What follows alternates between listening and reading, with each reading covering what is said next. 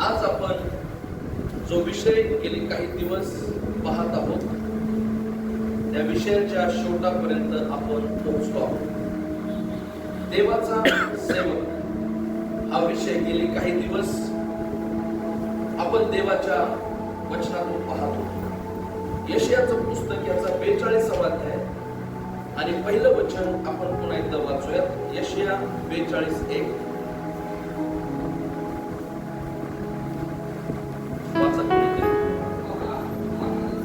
पहा, हा माझा सेवक, ह्याला मी आधार आहे. पहा, हा माझा निवडलेला, याच्याविषयी माझा जीव संतुष्ट आहे.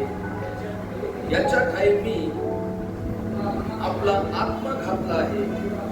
तो राष्ट्रांना न्याय प्राप्त करून दे. प्रभू करो हे वाचलेलं वचन तुमच्यासाठी माझ्यासाठी आशीर्वाद असतो.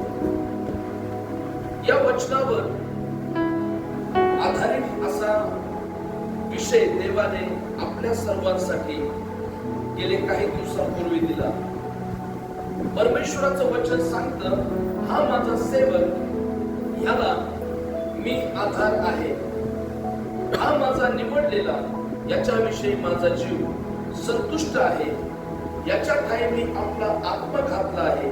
तो राष्ट्रांना न्याय प्राप्त करून दे. आपण पाहत आहोत की देवाचा सेवक कोण असतो.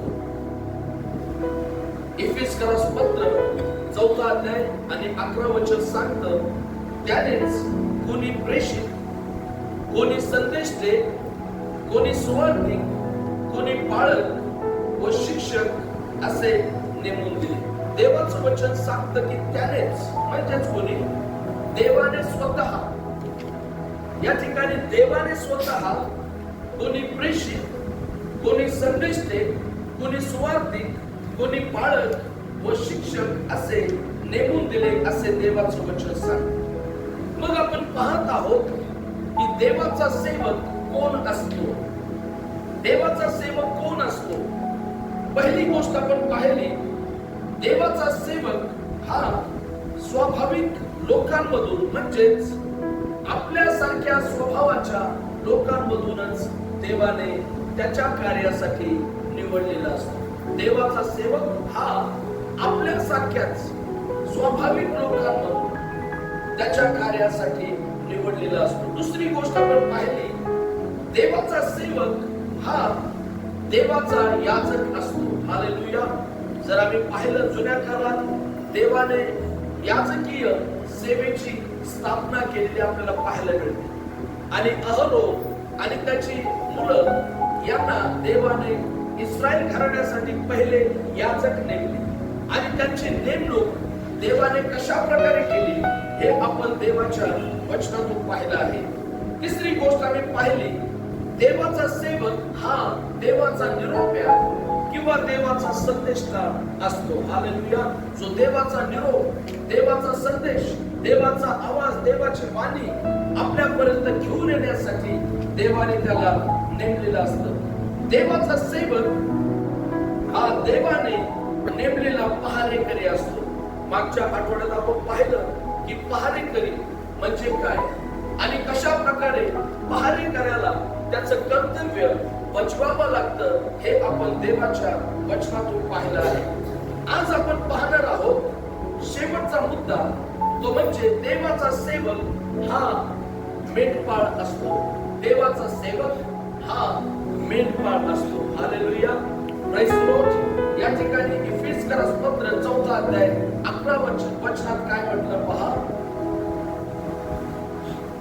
इफिस 4:11. आणि त्यानेच कोणी प्रेषित, कोणी संदेश दे, कोणी सुवार्तिक, कोणी पाळक व शिक्षक असे नेमून दिले. हालेलुया. या ठिकाणी 5 विशिष्ट असे सेवा देवाने सांगितलेले आहे. पहिली म्हणजे प्रेषित, त्यानंतर कोणी संदेशता, कोणी सुवार्तिक, कोणी पाळक आणि कोणी शिक्षक असे त्यानेच नेमून दिले असे देवाचं वचन सांगते. जिथं पाळक शब्द आहे, या पाळक शब्दासाठी ग्रीक भाषेमध्ये एक शब्द वापरलेला आहे, तो म्हणजे पोइमेन. पोइमेन ग्रीक भाषेमध्ये पोइमेन हा शब्द तिथं आहे. पोइमेन या शब्दाचा अर्थ आहे मेंढपाळ. हालेलुया. इंग्लिश बायबल मध्ये तिथं पास्टर असं लिहिलेलं आहे. मराठी बायबल मध्ये पाळक असं लिहिलेलं आहे. आणि ग्रीक बायबल मध्ये, ग्रीक मूळ भाषेत, ज्या भाषेत नवा करार लिहिलेला आहे त्या भाषेत बाळक या शब्दासाठी पोइमेन हा शब्द वापरलेला आहे, ज्याचा अर्थ आहे मेंढपाळ. म्हणजेच देवाचा सेवक हा देवाने नेमलेला मेंढपाळ असतो. आपण जर पाहिलं यशायाचं पुस्तक 53:6 मध्ये असं म्हटलेलं आहे, यशाया 53:6 मध्ये, आम्ही सर्व मेंढराप्रमाणे बहरपून गेलो होतो. आम्ही प्रत्येकाने आपला मार्ग धरला होता, अशा आम्हा सर्वांचे पाप. हालेलुया. म्हणजेच ज्या दिवशी आदाम आणि हव्वा यांनी परमेश्वराच्या आज्ञेचं उल्लंघन केलं, ज्या दिवशी त्यांनी जे फळ खावयास नको होतं ते फळ खाल्लं, त्याचा परिणाम झाला की मानवजात ही मेंढरांप्रमाणे, जसे भटकलेले किंवा बहकलेले जे मेंढर असतात, ज्यांना कोणीच नाही, ज्यांना कोणताच मेंढपाळ नाही, अशा मेंढपाळाविना असलेल्या मेंढरांसारखी अवस्था सर्व मानव जातीची झाली. हालेलुया. समजते? मेंढपाळाविना असलेली जी मेंढर असतात, कारण देवाची उपस्थिती, देवाचं समक्षता, देवाचं सानिध्य, देवाचं जीवन हे मनुष्य मात्रातून निघून गेलं. आणि मनुष्य हा त्याच्या पापामुळे, कारण बायबल सांगतं सर्वांनी पाप केलं आहे आणि ते देवाच्या गौरवास उणे पडले आहे. आणि म्हणून मनुष्याची अवस्था ही मेंढपाळाविना मेंढरांसारखी झालेली पाहायला मिळते. आणि मग इर्मयाच्या पुस्तकात 3ऱ्या अध्यायात आणि 15 वचनात असं म्हटलेलं आहे. इर्मयाचं पुस्तक 3रा अध्याय 15 वचन काय सांगतं पहा. इर्मया 3:15 त्या ठिकाणी असं म्हटलेलं आहे, मी तुम्हाला माझ्या मनासारखे मेंढपाळ देईन, ते तुम्हाला ज्ञान व अक्कल यांनी तृप्त करतील. हालेलुया. परमेश्वराला माहित होतं की त्याचे जे स्वतःचे लोक आहेत,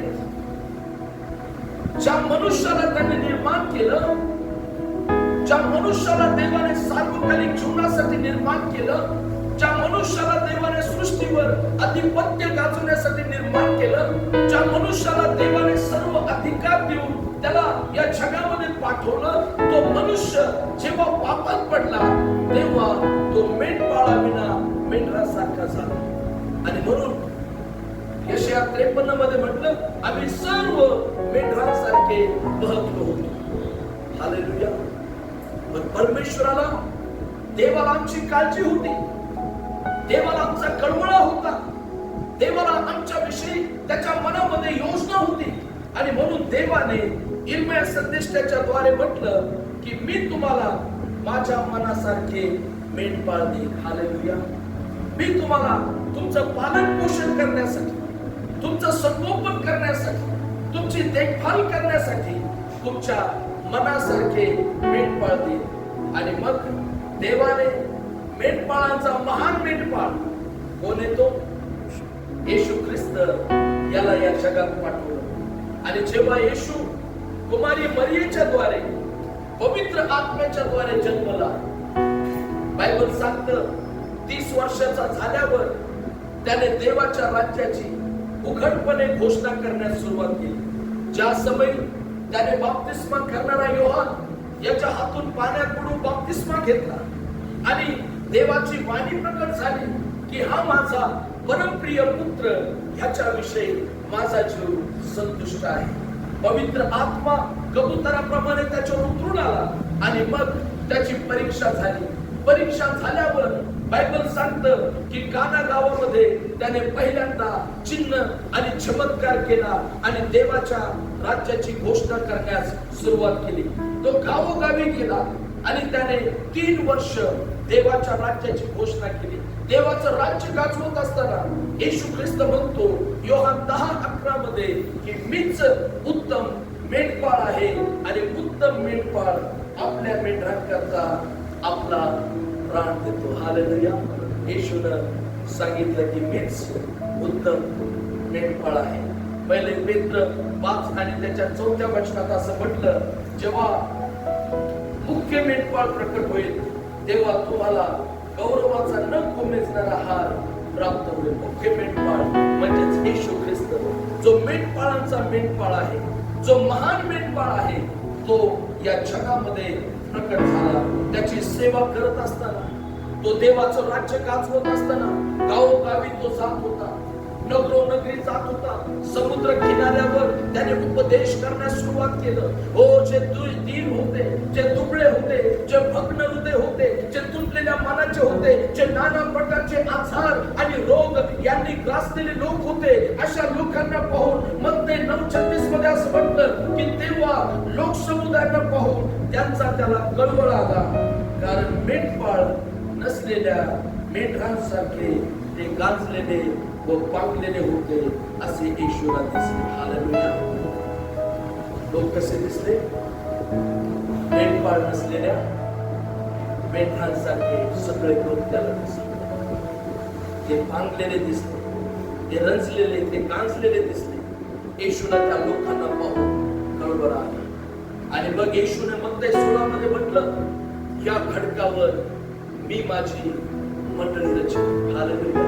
तो म्हणतो या खडकावर मी माझी मंडळी रचीन. आणि येशूने प्रेषित 20:28 त्याचा शेवटचा भाग जर आम्ही पाहिला, 20:28 मध्ये असं म्हटलं की देवाची जी मंडळी त्याने आपल्या रक्ताने स्वतः करता मिळवली, तिचे पालन पोषण तुम्ही करावे. म्हणजेच देवाची मंडळी येशूच्या रक्ताने त्याने खंडणी करून विकत घेतली असं देवाचं वचन सांगतं. आणि मग या मंडळीवर अध्यक्षपद करण्यासाठी, या मंडळीवर पुढारीपणा करण्यासाठी, मंडळीला जो देवाचा कळप असं म्हटलेला आहे, मंडळीला जे मेंढर म्हणून, देवाची मेंढर म्हणून जी उपमा दिलेली आहे, या कळपावर प्रियानो लक्ष ठेवण्यासाठी देवाने सेवकांना निवडलं.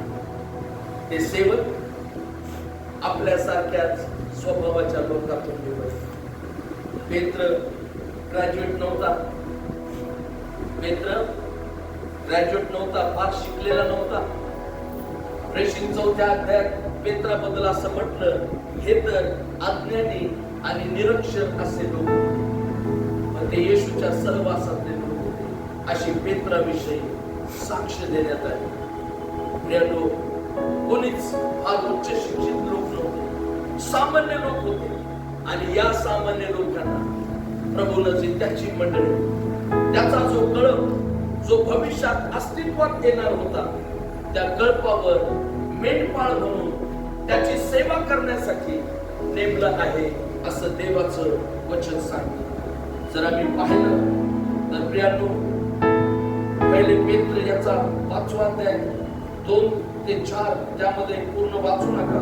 2 ते 4 मध्ये असं म्हटलेलं आहे, तुमच्यामध्ये असलेल्या देवाच्या कळपाचे पालन करा असं देवाचं वचन त्याच्या मेंढपाळांना देव सांगत आहे.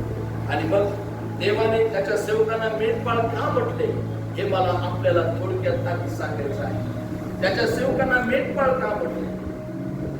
कारण बायबल मध्ये देवाच्या लोकांची तुलना ही मेंढरांशी केलेली आहे.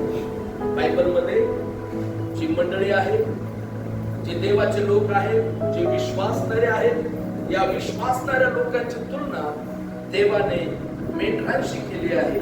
आणि म्हणूनच त्या कारणास्तव देवाने त्याच्या सेवकांना मेंढपाळ ही उपमा दिलेली आहे. स्तोत्र संहिता 100वा अध्याय 3रं वचन काय सांगतं, कोणीतरी वाचा.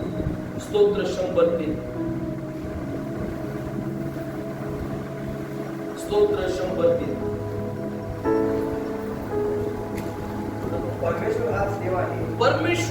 हाच देव आहे हे जाणा.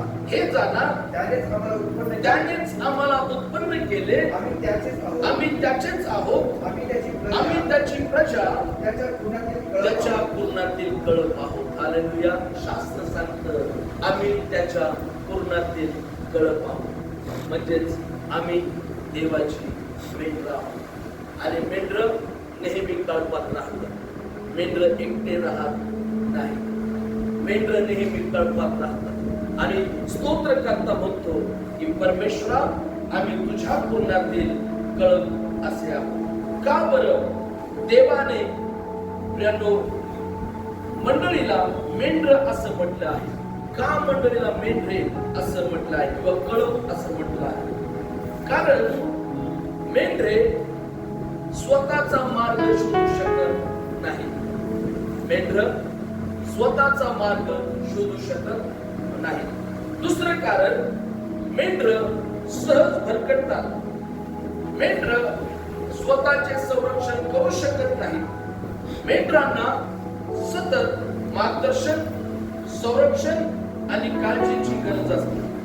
त्याचप्रमाणे विश्वासणाऱ्यांना आत्मिक मार्गदर्शनासाठी देवाने मेंढपाळ नेमले आहे. मग आता आपण पाहणार आहोत थोडक्यात मेंढपाळाची कर्तव्य काय आहे. मेंढपाळांना 7 कर्तव्य, महत्वाची कर्तव्य अनेक आहेत, पण त्यापैकी मी 7 निवडक कर्तव्य जी मेंढपाळांनी सेवा करत असताना, मेंढपाळ म्हणजेच देवाच्या सेवकाने सेवा करत असताना ही 7 कर्तव्य त्यांनी पार पाडणं हे अतिशय गरजेचं आहे. पहिली गोष्ट, मेंढपाळाचं पहिलं कर्तव्य ते म्हणजे कळपाला योग्य मार्गाने घेऊन जाणे. म्हणजे मेंढपाळाचं पहिलं कर्तव्य आहे कळपाला म्हणजेच मेंढरांना योग्य मार्गाने घेऊन जाणे. स्तोत्र संहिता 23 अध्याय 2 आणि 3 वचन वाचा. स्तोत्र 23 2 आणि 3. तो मला हिरव्यागार कुरणात बसवितो. तो मला संत पाण्यावर नेतो. तो माझा जीव ताजा करतो. तो आपल्या नावासाठी मला नीती मार्गाने चालवितो. हालेलुया. प्रियांनो, देवाच्या सेवकाचा पहिलं कर्तव्य आहे ते म्हणजे देवाच्या कळपाला म्हणजेच देवाच्या मंडळीला योग्य मार्गाने घेऊन जाणे. स्तोत्रकर्ता दावीद स्तोत्र 23 मध्ये म्हणतो की परमेश्वर माझा मेंढपाळ आहे. आणि मग परमेश्वर जर मेंढपाळ आहे तो कसा मेंढपाळ आहे याचं वर्णन दावीदाने स्तोत्र 23 मध्ये केलं. आणि तो म्हणतो की तो मला हिरव्यागार कुरणात बसवितो. तो मला संत जलाशयात जवळ नेतो. तो माझा जीव ताजा करतो आणि आपल्या नावासाठी तो मला नीती मार्गाने चालवितो. प्रियांनो, इस्रायल लोक जेव्हा मिस्र देशातून वचनदत्त देशाकडे जायला निघाले तेव्हा ते एकटे जाऊ शकत नव्हते. बरोबर आहे? त्यांना त्या देशात नेण्यासाठी एका पुढाऱ्याची म्हणजेच एका मेंढपाळाची गरज होती. आणि मोशेला देवाने इस्रायल लोकांना योग्य दिशेने, योग्य मार्गाने, सुरक्षित मार्गाने वचनदत्त देशात नेण्यासाठी देवाने मोशेचा उपयोग करून घेतला. ही गोष्ट वेगळी आहे की इस्रायल लोकांच्या हट्टीपणामुळे, इस्रायल लोकांच्या मनांच्या कठीणपणामुळे, इस्रायल लोकांच्या आज्ञाभंगाच्या वृत्तीमुळे ते लोक त्या रानात 40 वर्ष भटकले. पण मोशे हा जो त्यांच्यावर पुढारी म्हणून देवाने नेमला, इस्रायलाच्या मंडळीला योग्य मार्ग दाखवून वचनदत्त देशात नेण्यासाठी देवाने जी मोशेला जबाबदारी दिली ती पार पाडत असताना मोशेनं त्या लोकांना वचनदत्त देशामध्ये फक्त मध्ये एका नदीचा अंत होता. कशाचा अंत होता? ती नदी ओलांडून फक्त जायची बाकी आहे. देवाचा सेवक हा देवाने नेमलेला मेंढपाळ असतो. तो कशासाठी असतो? की त्यानं देवाचा कळप जो आहे जी मंडळी, त्या मंडळीला योग्य मार्गाने वचनाच्या आधारावर त्याने त्यांना जीवनाच्या रस्त्याकडे घेऊन जावं. दुसरी गोष्ट, देवाचा जो मेंढपाळ आहे त्याची कर्तव्य काय आहे? दुसरं कर्तव्य ते म्हणजे मंडळीला किंवा कळपाला आध्यात्मिक अन्न पुरविणे. हालेलुया. कळपाला आध्यात्मिक अन्न पुरविणे. जर आम्ही योहान शुभकुमार याचा 21वा अध्याय आणि 15 ते 17 वचन काढलं, योहान 21 15 ते 17 वचन आपण वाचणार आहोत.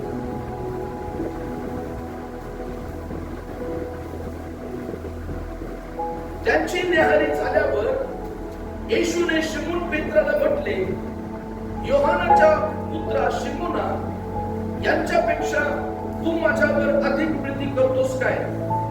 तो त्याला म्हणाला, होय प्रभू, आपणावर मी प्रेम करतो हे आपणाला ठाऊक आहे. त्याने त्याला म्हटले, माझी कोकणे चाल. पुन्हा दुसऱ्यांदा तो त्याला म्हणाला, योहानाच्या पुत्रा शिमोना, माझ्यावर प्रीती करतोस काय? तो त्याला म्हणाला, होय प्रभू, मी आपल्यावर प्रेम करतो हे आपल्याला ठाऊक आहे. असे त्याने त्याला म्हटले. तिसऱ्यांदा तो त्याला म्हणाला, योहानाच्या पुत्रा शिमोना, माझ्यावर प्रेम करतोस काय? माझ्यावर प्रेम करतोस काय? असे तिसऱ्यांदा त्याला म्हटले. म्हणून पेत्र दुःखी होऊन म्हणाला, प्रभू, आपणाला सर्व काही माहित आहे. प्रियानो, 3 वेळेस येशूने पेत्राला प्रश्न विचारला, तू माझ्यावर प्रीती करतोस काय? आणि प्रत्येक वेळेस पेत्राने येशूला उत्तर दिलं, होय प्रभू, मी आपणावर प्रीती करतो. तेव्हा येशूनं त्याला 3 महत्वाच्या गोष्टी सांगितल्या. पहिली गोष्ट, माझी कोकरे चाल, माझी मेंढरे पाळ आणि माझी मेंढरे चाल, असे परमेश्वरानं, प्रभू येशू ख्रिस्तानं पेत्राला आज्ञा देताना सांगितलं. येशू काय म्हणतो? माझ्या कोकरांना चाल, माझ्या मेंढरांना पाळ आणि माझ्या मेंढरांना, पुन्हा तो तिसऱ्यांदा म्हणतो चाल. हालेलुया. समजतंय? पेत्र काय करणार होता? त्याचा व्यवसाय काय होता? तो मासेमारी करणारा होता, कोळी होता. पण आता येशू त्याला नवी आज्ञा देत आहे, नवी मोहीम देत आहे. आणि येशू म्हणतो, आता तुला कळपाचा मेंढपाळ बनायचा. आणि म्हणून माझ्या मेंढरांना चाल, माझ्या मेंढरांना पाळ, माझ्या मेंढरांना चाल. प्रियानो, देवाचा सेवक हा मंडळीच्या आध्यात्मिक गरजा, म्हणजे जे आध्यात्मिक अन्न मंडळीला गरजेचं असतं, ते अन्न देवाच्या वचनातून आपल्यापर्यंत घेऊन येण्याचं काम करतो. येशूनं म्हटलं, मनुष्य केवळ भाकरीने नाही तर परमेश्वराच्या मुखातून येणाऱ्या प्रत्येक वचनाने जगेल. देवाचं वचन ही ती जीवनाची भाकर आहे. आणि म्हणून देवाच्या कल्पाला, देवाच्या मेंढरांना जे आध्यात्मिक अन्नाची, ज्या आध्यात्मिक पोषणाची गरज असते, ते अन्न घेऊन येण्याची जबाबदारी देवाने त्याच्या मेंढपाळांवर सोपवलेली आहे. तिसरी गोष्ट, देवाच्या मेंढपाळाचं तिसरं कर्तव्य ते म्हणजे देवाच्या कळपाचं संरक्षण करणं. हालेलुया. Praise the Lord. देवाच्या कळपाचं संरक्षण करणं. जर आम्ही योहान शुभकुमार 10वा अध्याय आणि त्यातलं 11 ते 13 वचन आपण पाहूयात. योहान 10, 11 ते 13. मीच उत्तम मेंढपाळ आहे. मीच उत्तम मेंढपाळ आहे. उत्तम मेंढपाळ, उत्तम मेंढपाळ मेंढरांकरता आपला प्राण देतो. जो मेंढपाळ नाही तर मोलकरीच आहे. ज्याची स्वतःची मेंढरे नाही, तो लांडगा येत असलेला पाहून मेंढरे सोडून पळून जातो आणि लांडगा त्यांच्यावर झडप घालून त्यांची दानादान करतो. मोलकरी पळून जातो कारण तो मोलकरीच आहे आणि त्याला मेंढरांची काळजी नाही. पुढं, मेंढपाळ आहे. मी उत्तम मेंढपाळ आहे. जसा पिता मला जसा पिता मला ओळखतो व मी त्याला व मी पित्याला ओळखतो तसे जे माझे जसे जे माझे आहे त्यांना मी ओळखतो. त्यांना मी ओळखतो व जे माझे आहे व जे माझे आहेत मला ओळखतात. ते मला ओळखतात. आणि मेंढरांसाठी आणि मेंढरांसाठी मी आपला प्राण देतो. मी आपला प्राण देतो. येशू म्हणतो की मीच उत्तम मेंढपाळ आहे. आणि तो म्हणतो की जो मेंढपाळ नाही तर मोलकरी आहे, ज्याची स्वतःची मेंढरं नाही, तो जेव्हा लांडगा येत असलेला पाहतो तेव्हा तो मेंढरांना सोडून पळून जातो. हालेलुया. खरा मेंढपाळ कसा असतो? दाविदासारखा असतो. जेव्हा दाविदाच्या मेंढरावर सिंहाने हल्ला केला, दावीद पळून गेला का? जेव्हा अस्वलाने हल्ला केला, दावीद पळून गेला का? कारण त्याला त्याच्या मेंढरांच्या सुरक्षेची काळजी होती. त्याला त्याच्या मेंढरांची काळजी होती. ती त्याची मेंढर आहे याची त्याला जाणीव होती. आणि म्हणून दाविदाने आपला जीव धोक्यात घालून सिंहाची आणि अस्वलाची आयाळ धरून त्यांना ठार मारलं आणि आपल्या मेंढरांना त्यांच्या जबड्यातून सोडवलं, असं देवाचं वचन सांगतं. पण जर एखादा मेंढपाळ तो मोलकरी आणि मोलकरी काय करतो? जेव्हा लांडगा येतो, तो कळपावर हल्ला करतो, तेव्हा तो मोलकरी तेथून त्या मेंढरांना सोडून पळून जातो. पण खरा मेंढपाळ तो आपल्या मेंढरांचं, आपल्या कळपाचं संरक्षण करण्याचं तो कार्य करतो. आज आपण या दिवसांमध्ये अनेक असे खोटे शिक्षक, खोटे संदेष्टे, खोटे ख्रिस्त, खोटे सेवक यांनी आपण घेरलेले असे आहोत. आणि असे असताना आपलं संरक्षण करण्यासाठी अशा खोट्या शिकवणीपासून, खोट्या चालीरीतीपासून, खोट्या प्रथा परंपरांपासून आपलं रक्षण करण्यासाठी आपल्याला मेंढपाळाची गरज आहे. मेंढपाळ आपल्या रक्षणासाठी सदैव उभा असतो आणि देवाचा सेवक हा मंडळीचं रक्षण करण्यासाठी त्या ठिकाणी देवाने नेमलेला असतो. चौथी गोष्ट, देवाच्या मेंढपाळाचं चौथं कर्तव्य ते म्हणजे देवाने नेमलेला मेंढपाळ भटकलेल्यांना शोधण्याचं काम करतो. हालेलुया. त्याचं चौथं कर्तव्य आहे, जे भटकले आहेत त्या भटकलेल्यांना शोधून पुन्हा कळपामध्ये आणणं. बायबल सांगतं लूक शुभवर्तमान 15 अध्याय 4 ते 7. लूक 15 4 ते 7.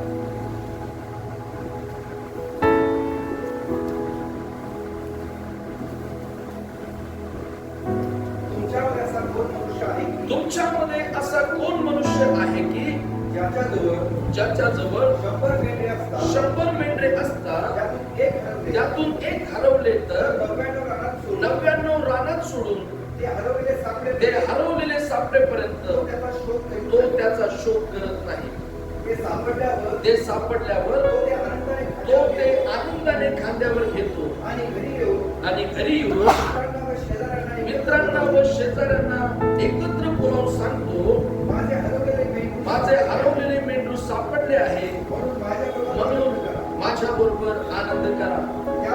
त्याचप्रमाणे ज्यांना पश्चातापाची गरज नाही अशा 99 नीतिमानांबद्दल होणाऱ्या आनंदापेक्षा पश्चाताप करणाऱ्या एका पापी माणसाबद्दल स्वर्गात अधिक आनंद होईल, हे मी तुम्हाला सांगतो. हालेलुया.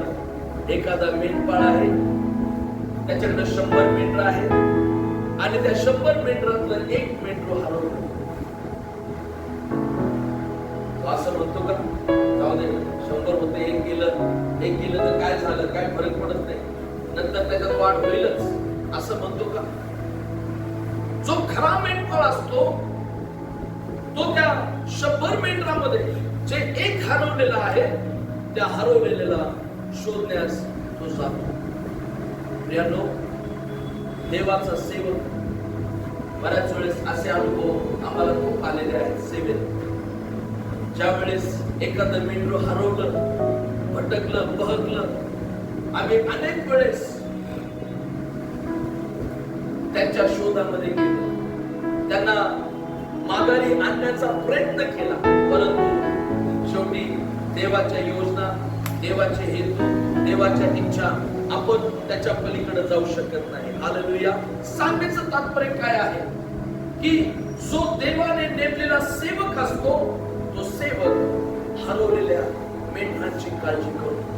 तो सेवक त्या भटकलेल्यांना पुन्हा त्या कृपात कसं आणता येईल यासाठी तो प्रयत्न करतो. मला आठवतं, आम्ही लहान असताना आमच्या गावाकडं माझ्या आईकडं शेळ्या असायच्या. आम्ही शेळ्या पाळलेल्या होत्या, 7-8 शेळ्या असायच्या. आणि त्यातली एक शेळी खूप म्हणजे जुनी म्हणता येईल किंवा म्हातारी झालेली, फार गरीब ती शेळी. पण जशी जशी ती म्हातारी होऊ लागली, तिला दिसायला कमी झालं, तिला कमी दिसू लागली. आणि अंधार पडला की तिला काही दिसायचंच नाही. अंधार पडला का ती टोटल म्हणजे जशी काय आंधळीच झालेली अशी तिची अवस्था व्हायची. मग आम्ही रोज सकाळी शेळ्या सोडायचो, दिवसभर त्या गावात इकडं फिर तिकडं फिर, आणि सगळ्या शेळ्या संध्याकाळी सूर्य मावळेपर्यंत आपापल्या जागेवर येऊन बसायच्या. पण एक दिवस ती शेळी संध्याकाळ झाली तरी आलीच नाही. मी शाळेत गेलो होतो, शाळेतून आलो, माझी आई म्हणायला लागली, बाबा अंधार पडायला लागलाय पण शेळी काय आली नाही. एक तर तिला दिसत नाही, कुठं जाते कुठं नाही, काय कळत पण नाही.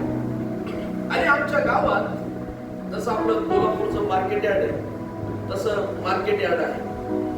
ती नेहमी तिथं असायची दिवसभर. कारण तिथं गहू तांदूळ सगळ्या प्रकारचं धान्य यायचं, सांडलेलं पडलेलं ते खायच्या शेळ्या. मग माझ्या आईने मला पाठवलं, अख्खं गाव शोधलं, ती शेळी काय सापडायला नाही. असं येऊन आईला म्हटलं नाही, जाऊ दे, काय व्हायचं ते होऊ दे. तशी पण ती आंधळी झाली होती, त्याचा काय उपयोग नाही, बघू उद्या काहीतरी होईल तिचं. मला आठवतं रात्री 9:30 वाजले तरी ती शेळी सापडली नव्हती. शोधायला कोण? मी एकटाच. गावातला काना कोपरा पाय पाय. शेवटी आमच्या गावचं बाजारतळ गाठलं. ते मार्केट यार्ड शोधलं म्हटलं, पहिली तिची ती जागा मेन आहे. बाजारतळ शोधला, सगळ्या पेठा शोधल्या, कुठंच नाही. आणि शेवटी आमची शेळी जिथं त्याला केळी ठेवतात ना, असं गोडाऊन असतं, केळाचं गोडाऊन, आमच्याकडे त्याला वेगळं काहीतरी शोधतात. त्या केळाच्या गोडाऊनच्या कोपऱ्यात ती शेळी अंधारातच, त्यावेळेस लाईट नसायची, अंधारात बसली. आणि मला एक माणूस भेटला, त्याने सांगितलं की एक शेळी तिथं बसलेली, बघ बाबा जाऊ. कामातून झालो, घाबरलेलो, टेन्शन मध्ये. कारण काही केलं त्याला आपण लहानचं मोठं केलेलं नाही, त्याला सांभाळायला असं कसं सोडायचं. जाऊन पाहतो तर ती शेळी त्या अंधारात बसली. मग मी तिच्या गळ्याला हात घालून उठवलं, तिला म्हटलं, चल बाई आपलं घरी, तुला नेतो. तिला दिसत नव्हतं. तिची मान धरू धरू धरू धरू तितक्याला घरापर्यंत. आम्ही पण तसं काय अनुभव असेल ते काम करतो. त्या शेळीला आमच्या मेंढपाळाचं काम आहे. जे हरवलंय, जे भटकलंय, जे रस्ता चुकलंय, कदाचित आमच्या शेळी सारखंच कुठेतरी आंधळेपणात मार्ग हुकलं, त्याला शोधून आणण्याचं कर्तव्य हे देवाच्या सेवकाचं. बऱ्याच वेळेस ज्यावेळेस देवाचा सेवक त्या हरवलेल्या मेंढरांकडे जातो. आता मेंढर बोलले हुशार आहे. मेंढर असे भारी म्हणतात, शेवटी पाळक आलाच नाकाच, काय करायचं. काय म्हणतात, पाळक नाक घासत आमच्याकडे आलाच, कारण त्याला आमची गरज होती. तो फक्त एका गोष्टीसाठी तो हे कार्य करतो, कारण त्याला त्या मेंढराचा नाश होऊ नये, त्या मेंढराचं नुकसान होऊ नये, त्याची हानी होऊ नये याकरता तो देवाचा सेवक प्रयत्न करत असतो. पण लोक वेगवेगळा अर्थ काढतात. जेव्हा देवाचा सेवक एखाद्या हरवलेल्या भटकलेल्या मेंढराकडे जातो, त्याला अप्रोच करतो, त्याला बोलतो, त्याला काउन्सिलिंग करतो, त्याला विनंती करतो, त्याला म्हणतो की बाबा ये तुझ्या कळपापासून दूर जाऊ. वेगवेगळे अर्थ काढले जातात, वेगवेगळ्या चर्चा केल्या जातात, परंतु त्या देवाच्या सेवकाचा उद्देश काय असतो की त्या मेंढराचा नाश होतो, ते मेंढरू भरकटून जाऊ नये. मेंढपाळा विना असलेल्या मेंढरासारखी त्या मेंढराची येणाऱ्या काळात अवस्था होऊ नये म्हणून तो देवाचा सेवक त्या मेंढरांसाठी प्रयत्न करतो. पाचवं कर्तव्य, मेंढपाळाचं पाचवं कर्तव्य ते म्हणजे निराश असलेल्यांना उभे करणे व बरे करणे. हालेलुया. मेंढपाळाचं पाचवं कर्तव्य आहे निराश असलेल्यांना उभे करणे व बरे करणे. स्तोत्र संहिता 23:3 मध्ये असं म्हटलेलं आहे. स्तोत्र 23:3 आपण वाचूया.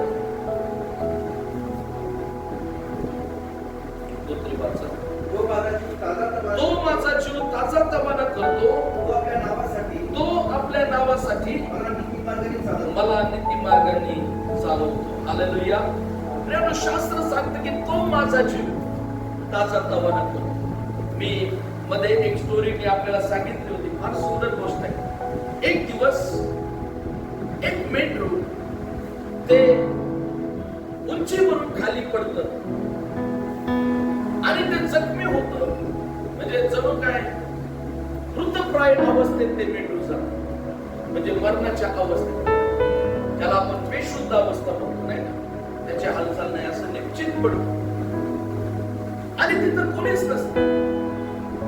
मग काय होतं की त्याचा जो मेंढपाळ आहे त्या मेंढपाळाला समजतं की माझं मेंढरू वरून खाली पडलं आणि ते निश्चित पडलं आहे. तो मेंढपाळ जातो आणि त्या मेंढराला उचलतो आणि तो असा त्याला आपल्या हृदयाच्या जवळ घेऊन बसतो. त्या मेंढराला कल्पना आहे की कोणाच्या कुशीमध्ये आहे. समजतं? ऐकताय सगळे? त्या मेंढराला कल्पना आहे तो कोणाच्या कुशीत आहे. आणि जेव्हा त्याला जाणीव होते की मी माझ्या मेंढपाळाच्या कुशीत आहे, म्हणजे मी सुरक्षित ठिकाणी आहे, तेव्हा त्या मेंढरामध्ये आपोआप त्राण येतो.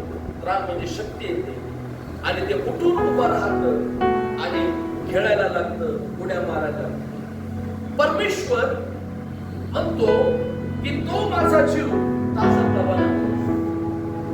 देवाने जे सेवक नेमलेले असतात, ज्यांना मेंढपाळ असं म्हटलेलं आहे, या मेंढपाळांचं कर्तव्य आहे की त्यांनी जे कल्पामध्ये म्हणजेच मंडळीमध्ये निराशेच्या गल्पेत आहेत, जे तुटलेले आहेत, ज्यांना आधार नसल्यासारखं, आशा नसल्यासारखी ज्यांची परिस्थिती आहे, जे आजारात आहेत, जे रोगात आहेत, जे एकाकीपणात आहेत, अशा सर्व लोकांना त्यांनी उभं करावं आणि त्यांना बरं करावं याकरता देवाने त्याच्या सेवकांना मेंढपाळ म्हणून नेमलेलं असतं. एहेजकेलचं पुस्तक 34 अध्याय 16 वचन काय सांगतं वाचूया.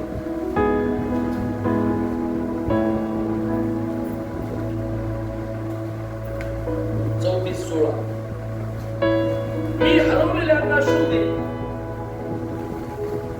आधी 15 पासून वाचतो. मी स्वतः माझा कळप चालेन व त्यांची निजण्या बसण्याची सोय करेन असे प्रभू परमेश्वर म्हणतो. मी हरवलेल्यांना शोधेन, हाकून दिलेल्यांना परत आणेन, घायाळांना शोधेन, हाकून दिलेल्यांना परत आणेन, घायाळांना पट्टी बांधेन, रोग्यांना बळ देईन, पण लठ्ठ व बलिष्ठ यांचा मी नाश करेन, त्यांना मी यथान्याय्य चालेन असे परमेश्वर म्हणतो. मेंढपाळाचं काम काय आहे? बायबल सांगतं मी घायाळांना शोधून काढेन, हाकून दिलेल्यांना परत आणेन, घायाळांना पट्टी बांधेन आणि रोग्यांना मी बळ देईन. देवाचा सेवक हा नेहमी एका डॉक्टर सारखं आपल्या जीवनात काम करत असतो. कधीतरी तुम्ही तुटलेले असता, तुम्ही निराश असता आणि तुम्ही पास्टरकडे येता, त्या सेवकाला तुम्ही भेटता, एकांतात भेटता, त्याला तुम्ही तुमच्या अडचणी सांगता, तुमचे दुःख सांगता, तुमचे प्रश्न, तुमचे आजार, तुमच्या समस्या, तुमच्या निराशा तुम्ही त्या सेवकाजवळ घेऊन येता. तो सेवक काळजीपूर्वक तुमचे प्रश्न ऐकतो आणि तो तुमच्या बरोबर तुमच्यासाठी प्रार्थना करतो. तो फक्त तुमच्या बरोबर प्रार्थना करून थांबत नाही, तर प्रियांनो तो तुमच्या पाठीमागेही रोज त्या परिस्थितीमध्ये देवाजवळ तुमच्यासाठी मध्यस्थी करतो, देवाजवळ तुमच्यासाठी अश्रू ढाळतो, देवाजवळ तुमच्यासाठी प्रार्थना विनवणी करतो की देवा, जो खळप तू मला दिलेला आहेस, जे मेढ्र तू दिलेले आहेस, या मेढ्रांना आज ते घायाळ आहेत प्रभू, ते आजारी आहेत, ते निराशेत आहेत प्रभू, त्यांना ताजेतवानेपणाची गरज आहे. आणि देव त्याचं वचन पाठवून, देव त्याच्या सेवकाच्या द्वारे बोलून तुमच्या जीवाचं सांत्वन करतो आणि तुम्हाला उभारी देण्याचं काम करतो. हालेलुया. मी नेहमी प्रार्थना करतो की देवा, माझं जीवन लोकांसाठी आशीर्वाद, जो कोणी माझ्या संपर्कात येईल प्रभू, माझं जीवन त्याच्यासाठी आशीर्वादाचं कारण होईल. देवाचा सेवक, जो देवाचा मेंढपाळ असतो, तो निराश असलेल्यांना उभे करणे व बरे करणे याची सेवा तो करतो. सहावी गोष्ट, देवाचा मेंढपाळ याची कर्तव्य आम्ही पाहतो. सहावी गोष्ट, मेंढपाळ हा संकटात कळपाच्या सोबत राहतो. मेंढपाळ हा संकटात कळपाच्या सोबत राहतो. मेंढपाळ म्हणजे देवाचा सेवक.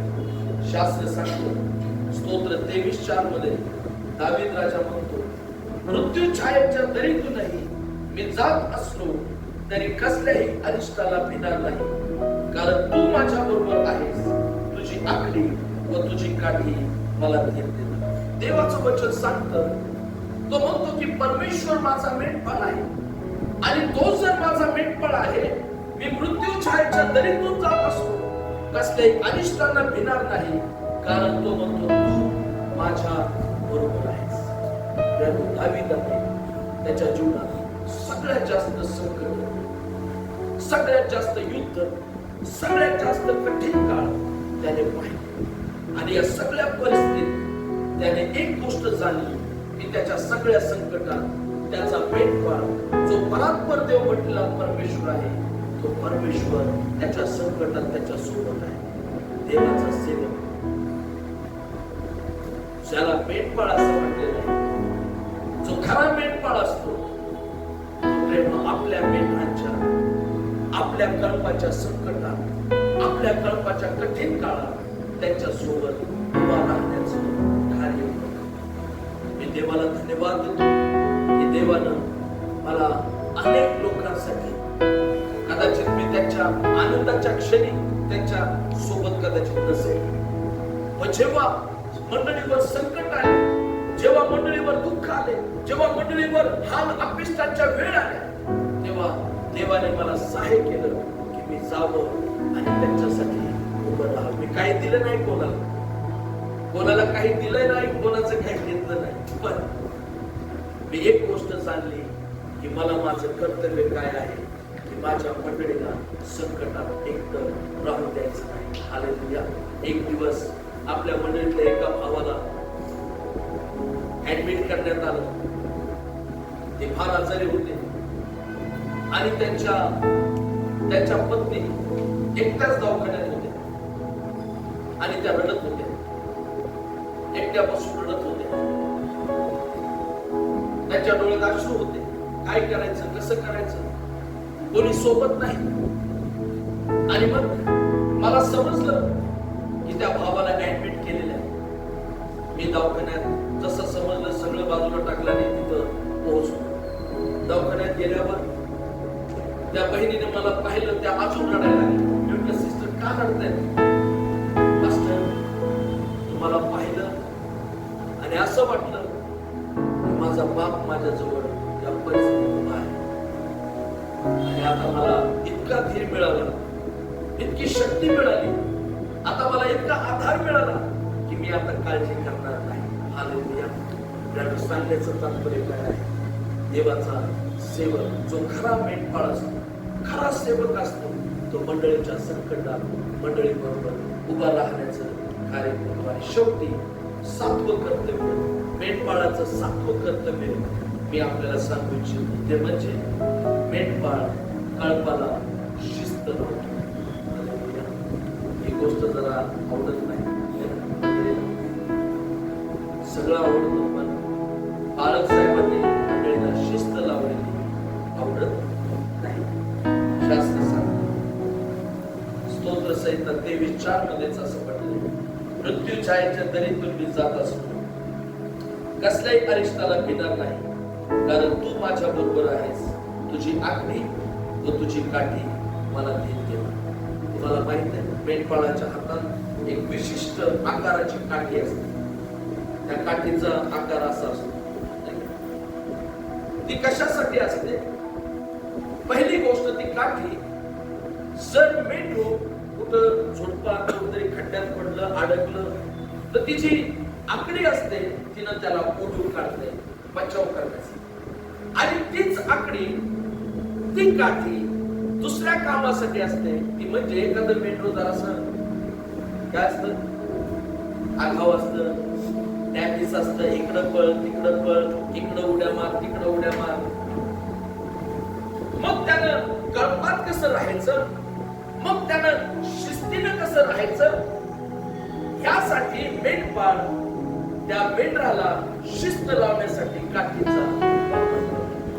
बायबल सांगतं की जसा बाप आपल्या मुलावर प्रेम करतो आणि त्याच्या प्रेतीस्तव जशी मुलाला तो शिस्त लावतो, तसा परमेश्वरही आम्हाला शिस्त लावतो. प्रियानो, मेंढपाळाची सेवा आणि जबाबदारी ही आहे की जेव्हा मंडळी चुकते, जेव्हा मंडळीला शिस्त लावण्याची गरज असते, जेव्हा मंडळीला तिचा दोष दाखवण्याची गरज असते, तेव्हा मेंढपाळ हा छडी आवरू शकत नाही. त्याच्याकडे वचनाची छडी असते, त्याच्याकडे शब्दांची छडी असते, त्याच्याकडे सुधारणुकीची छडी असते, आणि ती छडी तो मंडळीला मारण्याचं काम करतो. कारण देवाने त्याला मेंढरांना शिस्त लावण्याचा अधिकार दिलेला आहे. हालेलुया. Praise the Lord.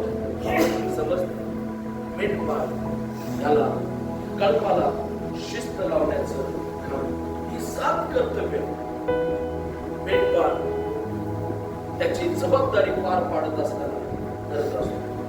मग आपण आता या उपदेशाच्या शेवटापर्यंत आलो आहोत. आम्ही देवाच्या सेवकांबद्दल काय केलं पाहिजे मंडळी, त्या 7 गोष्टी मी आज आपल्याला सांगणार आहे. आपण शेवटापर्यंत आलो. देवाचा सेवक कोण असतो?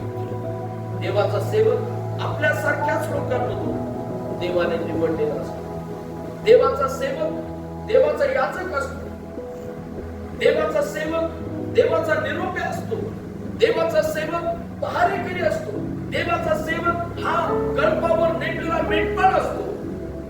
पण एवढं सगळं असताना, एवढं आपल्याला समजलेलं असताना, बऱ्याच वेळेस आपण देवाच्या सेवकांविषयी वेगवेगळ्या प्रकारची प्रतिमा आपल्या मनात निर्माण होतो. बऱ्याच वेळेस सेवक आणि मंडळी यांच्यामध्ये कुठेतरी संघर्ष निर्माण होतो. कारण जे अज्ञान किंवा जी गोष्ट जाणून बुजून किंवा ठाऊक असूनही ती न करणं, हे पाप कळत न कळत आमच्या हातून घडतं. मग जेव्हा आम्ही देवाच्या सेवकांचा विचार करतो, तेव्हा मंडळीनं काय केलं पाहिजे?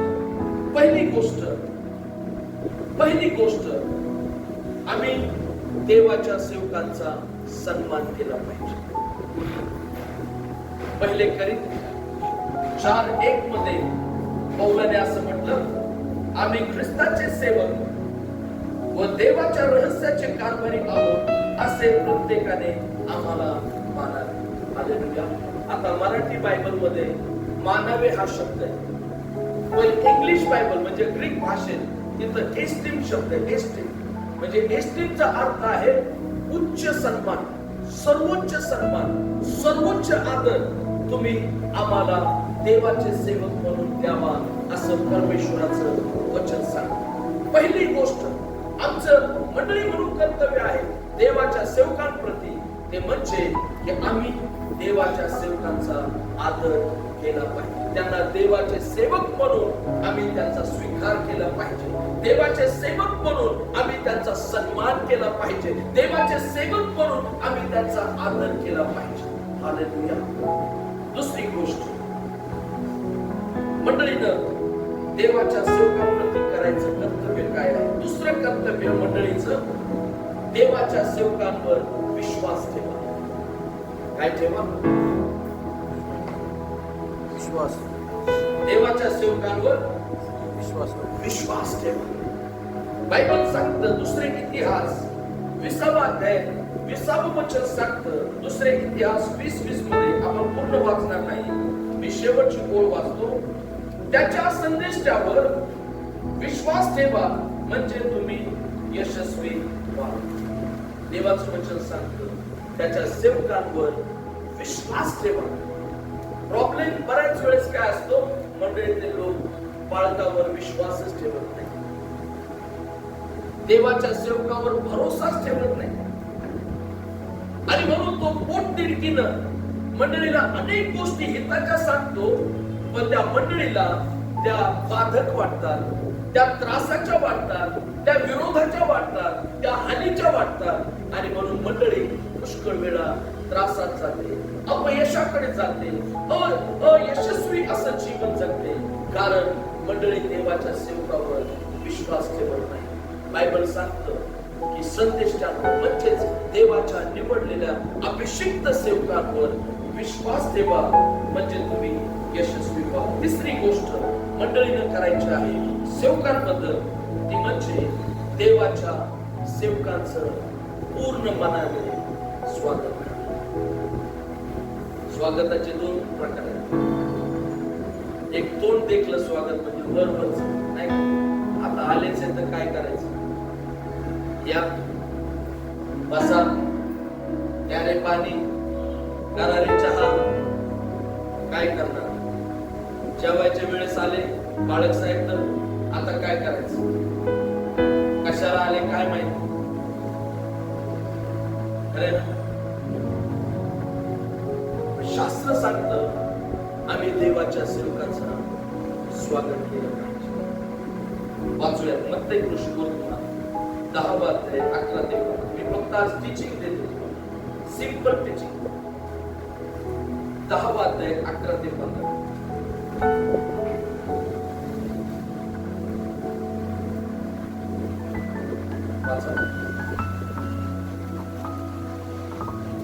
वाचा.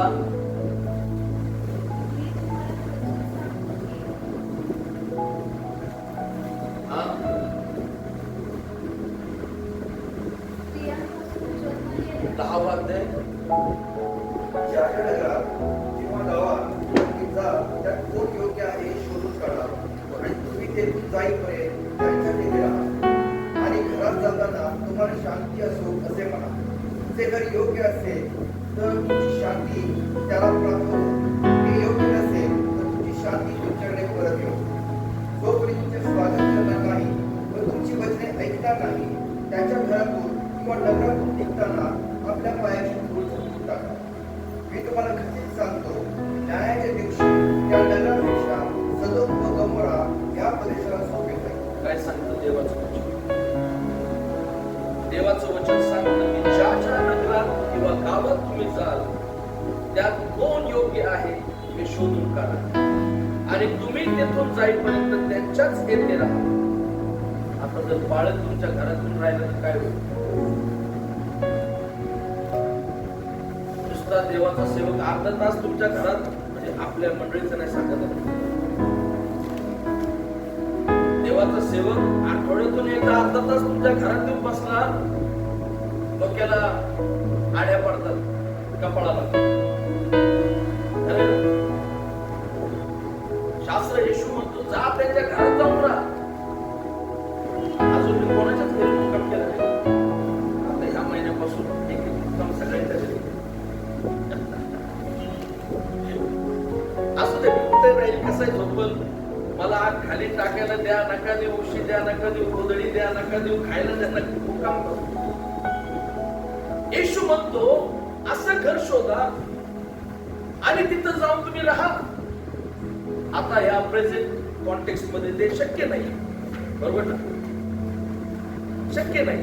पण येशूला काय म्हणायचंय की मंडळीनं त्याच्या सेवकाचं मोठ्या मनाने, मोठे गिफ्ट देऊन नाही, समजलं? मोठ्या भेटी दिल्या तरच त्याचं स्वागत झालं, मोठा प्रेज द लॉर्ड केला तरच स्वागत, ते नाही. येशू त्याच्याबद्दल बोलत नाही. पण जेव्हा देवाचा सेवक आपल्या घरी येतो, तो येताना तुम्हाला माहित नाही, फक्त त्याचा पाऊल येशूने म्हटलेलं आहे, ज्या भूमीवर तू पाऊल टाकशील ती मी आशीर्वादित करेन. समजतंय? तो जेव्हा तुमच्या घरी येतो, तो त्याचा पाऊल जरी तुमच्या घरात टाकतो, याचा अर्थ तो येताना तुमच्या घरामध्ये आशीर्वाद घेऊन येतो, येताना देवाची उपस्थिती घेऊन येतो, येताना आशीर्वाद घेऊन येतो, देवाचं वचन घेऊन येतो, देवाची शांती घेऊन येतो. आणि तेव्हा मंडळीकडून देव अपेक्षा करतो की मंडळीनं त्याचं मोठ्या मनानं स्वागत. येशू म्हटलं तुम्ही त्या घरात जाल, तिथं मनात तुम्हाला शांती असो. ते घर जर योग्य असेल, आता कोणाला माहित आहे योग्य आहे की नाही? देवाला आणि त्या घरातल्या लोकांनाच माहित आहे. त्यांनी सेवक येताना काय विचार केला, कसं त्याचं स्वागत केलं. प्रभू म्हणतो शांती असो असे म्हणा, ते योग्य असेल तरच त्यांना शांती मिळेल. ते घर योग्य नसेल तर तुमची शांती तुमच्याकडे परत येईल. जो कोणी तुमचे स्वागत करणार नाही, तुमची वचने ऐकणार नाही, त्याच्या घरातून किंवा नगरातून निघताना आपल्या पायाची धूळ झटकून टाका. मी तुम्हाला येशू म्हणतो, मी तुम्हाला खचित सांगतो, न्यायाच्या दिवशी त्या नगरापेक्षा सदोम व गमोरा या प्रदेशाला सोपं जाईल. देव त्याच्या सेवकांच्या स्वागत किंवा त्याच्या आदराबद्दल खूप गंभीर आहे, खूप सिरियस आहे. देवाच्या सेवकाला आपल्या घरामध्ये वेलकम करणारे बाकी, त्यांचं स्वागत करणारे बाकी. ते कधी येऊ द्या, सकाळी येऊ, दुपारी येऊ, रात्री येऊ दे, तुमचं दार त्यांच्यासाठी उघडं पाहिजे. बाळक साहेब, आमच्या घराचं दार 24 तास आमच्यासाठी प्रार्थना. आणि ज्या घरात आनंदाने देवाच्या सेवकाचं स्वागत केलं जातं, घर आशीर्वादित झाल्याशिवाय राहत नाही. पुढे मत्ती पुष्पोत्पाद 10 अध्याय 40 ते 42 वाचा. जो तुम्हाला स्वीकारतो, जो तुम्हाला स्वीकारतो, तो मला स्वीकारतो, तो मला स्वीकारतो. आणि जो येशू काय म्हणतो, तुम्हाला जो स्वीकारतो, सेवकांना, संदेष्टांना, शिक्षकांना, बालकांना, सुवार्तिकांना जो स्वीकारतो, येशू म्हणतो तो मला स्वीकारतो. आणि मला स्वीकारतो तो ज्याने मला पाठवले त्याला स्वीकारतो. संदेष्टाला संदेष्टा म्हणून जो स्वीकारतो त्याला संदेष्टाचे प्रतिफळ मिळेल. आणि नीतिमानाला नीतिमान म्हणून जो स्वीकारतो त्याला नीतिमानाचे प्रतिफळ मिळेल. आणि ह्या लहानातील एकाला शिष्य म्हणून जो कोणी केवळ गार पाण्याचा एक प्याला पाजतो, तो आपल्या प्रतिफळाला मुकणार नाही. असे मी तुम्हाला खचित सांगतो. हालेलुया. येशू काय म्हणतो, कोणी थंड पाण्याचा प्याला जरी पाजला, तुम्ही जे पाणी पाजता तुमच्या घरात, खरोखर सांगतो प्रभू त्याची आणि प्रभू त्याची बरकत, त्याची शांती, त्याचे आशीर्वाद स्वर्गातून तुमच्यापर्यंत घेऊन. जेव्हा मी प्रभू मध्ये नव्हतो आणि मला आठवतं की माझी आई कधी कधी सकाळी चांगलं काही नाश्ता बनवला, चांगलं काही खायला बनवलं, काहीतरी चांगली भाजी किंवा आमटी किंवा कालवण केलं की पहिलं तिला आमच्या पास्टरची आठवण यायची की बाळक साहेबांना ही भाजी खूप आवडते. आणि मग माझी आई स्वतः जाणार आणि त्यांना घरी बोलून आणणार. कधी सकाळी, कधी दुपारी, कधी संध्याकाळच्या वेळेत जर जेवण बनवलं असेल बोलून आणणार आणि त्यांना सांगणार की बाळासाहेब तुमच्या आवडीचं जेवण केलेलं आहे, 2 घास खा, आमच्यासाठी प्रार्थना करा आणि आपण जाऊ. त्यावेळी प्रभू मध्ये आम्ही नव्हतो. मला वैयक्तिकरित्या खूप राग यायचा. मला इतका संताप यायचा की माझ्या आईला एवढं काय पडलं. कधी पण उठावं, कामण केलं की बाळक साहेबांना डबा भरून ते कामवर पोहोचलंच.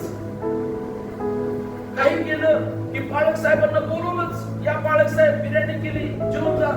बाळक साहेब बिर्याणी केली, तुमच्या घरी घेऊन जा. एवढं काय पडलं. पण जेव्हा मी प्रभूचा सेवक झालो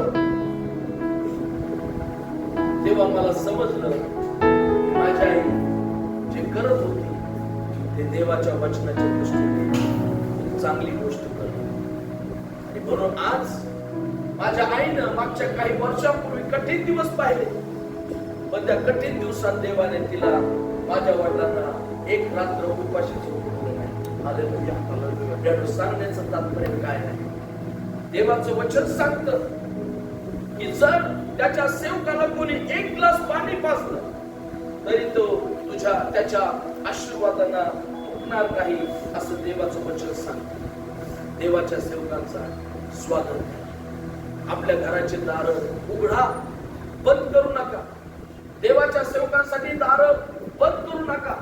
देवाच्या सेवकासाठी दार उघडे ठेवा. अशासाठी मित्रांनो आपल्याला सगळ्यांना आशीर्वादाची गरज आहे. देवाचा सेवक त्याला काही पाहिजे म्हणून येत नाही. तो मंडळीकडे कधी काही खाण्यापिण्याच्या अपेक्षेने येत नाही. तो मंडळीकडे काहीतरी अपेक्षा घेऊन येत नाही. पण मंडळी जेव्हा हे कर्तव्य पार पाडते, देवाच्या वचनाचा सन्मान करते, तेव्हा देव त्या मंडळीला आशीर्वादित केल्याशिवाय राहत नाही. आजही माझ्या घरी जर कोणी देवाचा सेवक आला, मी असं म्हणत नाही मी पास्टर आहे, नाही, मी त्यांच्या बरोबरीचाच, मी त्यांना माझ्या घरात सेवक म्हणून स्वीकारतो. त्यांचा आदर, त्यांचा पाहुणचार, त्यांचा सन्मान करतो. मला जे शक्य आहे, जे चांगल्यातलं चांगलं आहे ते मी करतो आणि त्या सेवकाला सांगतो की बाळक साहेब आमच्यासाठी प्रार्थना करा. हालेलुया. का मी सांगतो? कारण मला त्याचं मर्म समजलेलं आहे. देवाचा सेवक माझ्या घरात आशीर्वाद घेऊन आलेला आहे आणि म्हणून माझ्या घरातून कधीच देवाचा सेवक मी रिकाम्या हाताने जाऊ देत नाही. माझ्या घरातून कधीच मी देवाच्या सेवकाला काहीच न करता चला आले बसले फक्त 1 ग्लास पाणी पाजलं चला निघा, कधीच नाही. देवाच्या सेवकाचा पाहुणचार, सन्मान, आदर करतो आणि मला त्याची खात्री आहे देव त्याची दखल घेतो. हालेलुया. पुढे आम्ही पाहतो मंडळीचं देवाच्या सेवकांप्रती असलेलं 4थं कर्तव्य. हे खूप महत्वाचं आहे मंडळीसाठी. ऐकू येतं सगळ्यांना? देवाच्या सेवकांप्रती मंडळीचं 4थं कर्तव्य, देवाच्या सेवकांचा न्याय निवाडा करू नका. काय करू नका? देवाच्या सेवकांचा न्याय निवाडा करू नका. ते काम देवाने मंडळीला किंवा कोणालाही दिलेलं नाही. वाचूया पहिले करी 4था अध्याय, पहिल्यांदा पहिलं वचन वाचा आणि नंतर पुढचं वचन मी सांगतो.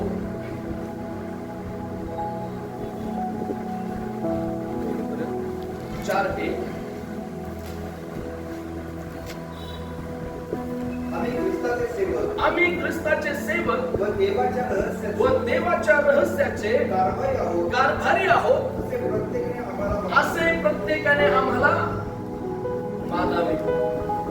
काय सांगतो बायबल?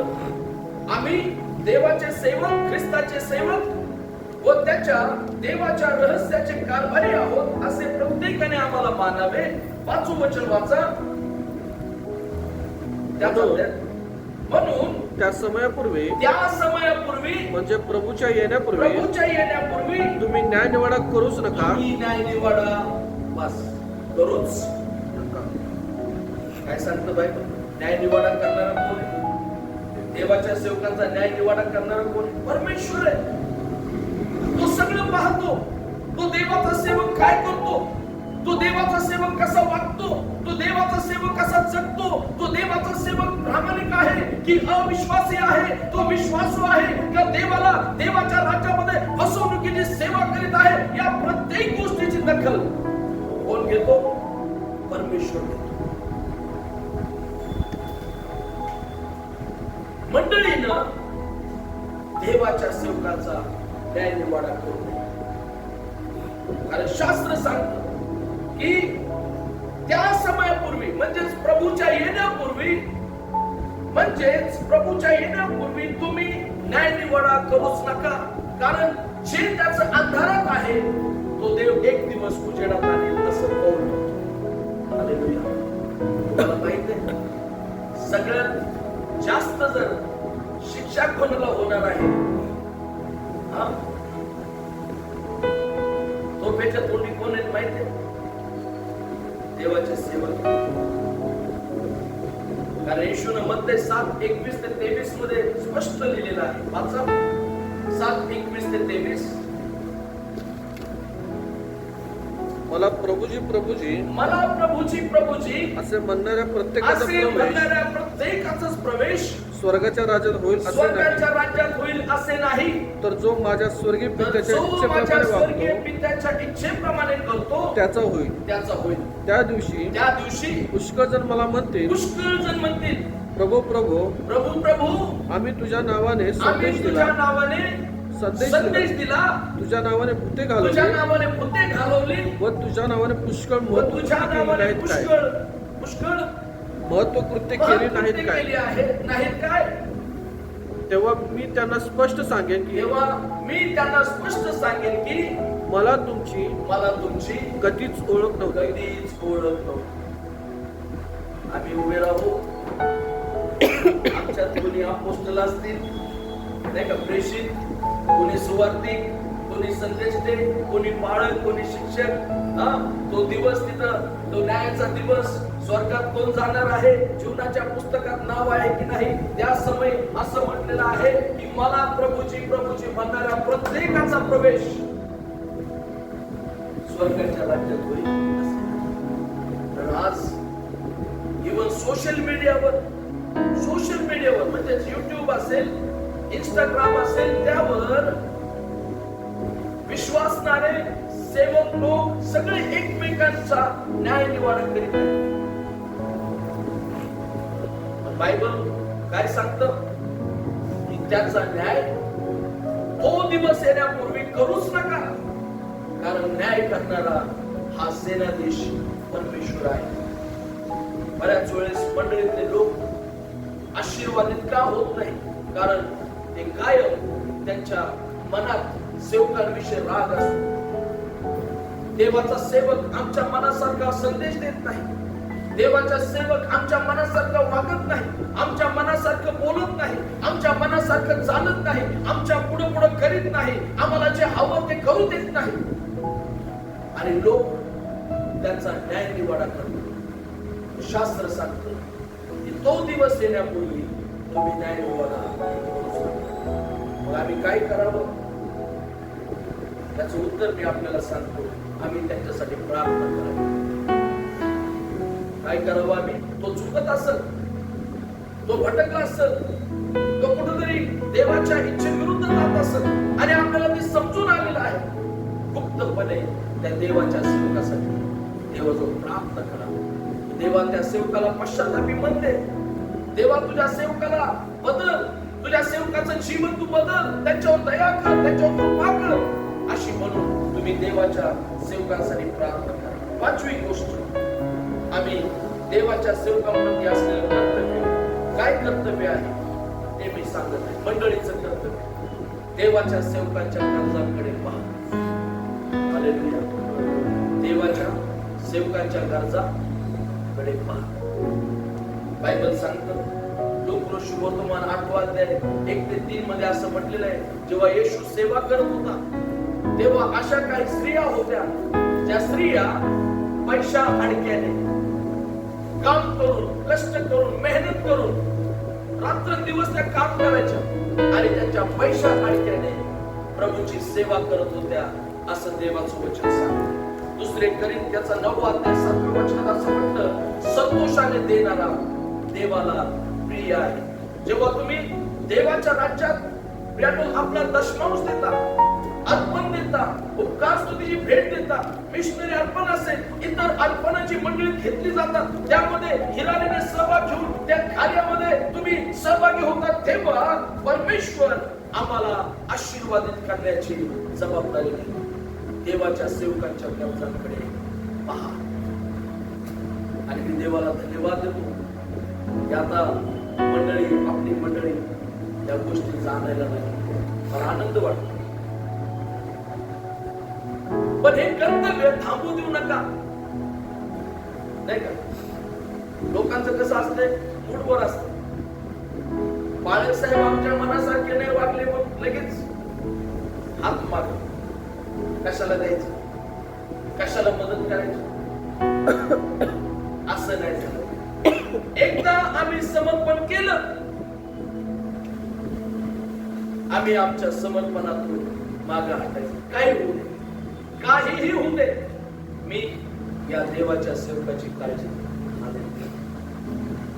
बायबल सांगतं, दुसरे कोरिंथी 9:12 मध्ये असं म्हटलं बघा बरं, ही सेवा केल्याने म्हणजे दिल्याने, सेवकाची काळजी घेतल्याने, ही सेवा केल्याने पवित्र जनांच्या गरजा पुरवल्या जातात. म्हणजे देवाच्या सेवकांच्या गरजा पुरविल्या जातात. इतकेच केवळ नव्हे तर तिच्याद्वारे देवाचे अधिक आभार प्रदर्शन झालेले ती सेवा ही समृद्ध होते.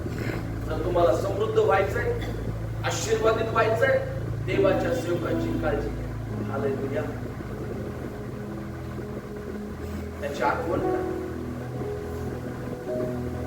त्याच्या गरजांकडे पहा आणि देव तुमच्या गरजा पुरवण्याशिवाय राहणार नाही. 6वी गोष्ट, माझ्याकडे वेळ कमी म्हणून मी थोडं विश्लेषण करीत आहे. 6वी गोष्ट, मंडळीचं सेवकाप्रती म्हणजेच मेंढपाळाप्रती, संदेष्टाप्रती असलेलं कर्तव्य.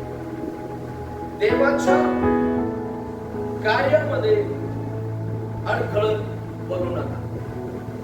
देवाच्या सेवकांना देवाचं कार्य करत असताना अडखळत बनू नका. समजतंय? समजतंय का? स्तोत्र 105:15 काय सांगतं पहा. 105:15 शेवटचे 2 पॉइंट आहेत. आपण लगेच प्रार्थनेत जाऊया. 105:15 माझ्या अभिषिक्तांना हात लावू नका, माझ्या संदेष्टांना उपद्रव देऊ नका. बायबल सांगतो उपद्रव देऊ नका. बऱ्याच वेळेस देवाच्या सेवकाला विरोध बाहेरून होण्यापेक्षा, सेवेत विरोध बाहेरून होण्यापेक्षा विरोध कुठून होत असतो माहितीये? आतल्या आत मंडळीत. आणि ज्या वेळेस मंडळीत गुप्तपणे देवाच्या सेवकाला त्या देवाचं कार्य करण्यात अडखळणं निर्माण केली जातात. उदाहरणार्थ, एखादा भाऊ मला पाळत म्हणून नाही का सेवेत सपोर्ट करतोय, मदत करतोय, पण एखाद्याला ते करायचं नसतं, एखाद्याला ते आवडत नसतं. मग ह्या भावानं मला सेवेत मदत करू नये म्हणून त्याला कसं बाजूला करता येईल यासाठी गुप्तपणे व्यूहरचना तयार केल्या जातात. हे योग्य आहे का? आपण कोणाच्या राज्याचे भागीदार आहोत? देवाच्या राज्याचे. आणि आपण देवाच्या राज्याच्याच पाळेमुळे ढिले करण्याचा प्रयत्न करतो. आणि म्हणून जेव्हा देवाचा सेवक एखादी मोहीम हाती घेऊन, दर्शन हाती घेऊन, ओझ घेऊन सेवा करत असतो, तेव्हा प्रियांनो त्या सेवकाच्या सेवा कार्यामध्ये अडखळत करू नका. उदाहरणार्थ, समजा एखाद्याला नाही करायचं, मी नका करू, पण जो करतो कारण त्याला कुठेतरी आवेश आहे, मला देवासाठी काहीतरी केलं पाहिजे, मला देव देवासाठी दिलं पाहिजे, मला देवासाठी जगलं पाहिजे, मला माझ्या बाळकाचे हात यहोशुवासारखे बलवान केले पाहिजे, असा जर एखाद्याचा प्रयत्न असेल त्याला हलवून पाडू नका. असं केल्याने काय होतं, परमेश्वर ते पाहतो आणि परमेश्वराचा शाप, परमेश्वराचा क्रोध आमच्या जीवनामध्ये प्रकट होतो. येणाऱ्या दिवसात मी एक विषय आपल्यापर्यंत घेऊन येणार आहे, त्यात आपल्याला क्लिअर होईल की देवाच्या राज्यात आम्ही कसं मंडळी म्हणून चालू पाहिजे, देवाच्या सेवकांना सेवेत अडकळत करणं. आणि सातवी गोष्ट मंडळीचं सातवं कर्तव्य ते म्हणजे देवाच्या सेवकांसाठी प्रार्थना करा. काय करा? ही खूप मोठी सेवा आहे. आणि आज बाळक लोकांना, कोणी असेल, मी असेल, कोणी असेल, बाळक लोकांना सेवा करण्यासाठी मंडळीच्या प्रार्थनेच्या समोरची गरज आहे. तुम्हाला माहित नसेल, भारतात अनेक सेवक लोक सेवा सोडत आहेत. सेवा सोडत आहेत. का सोडत आहेत? कारण बाहेरचा छळ नाहीये, बाहेरचा त्रास नाहीये,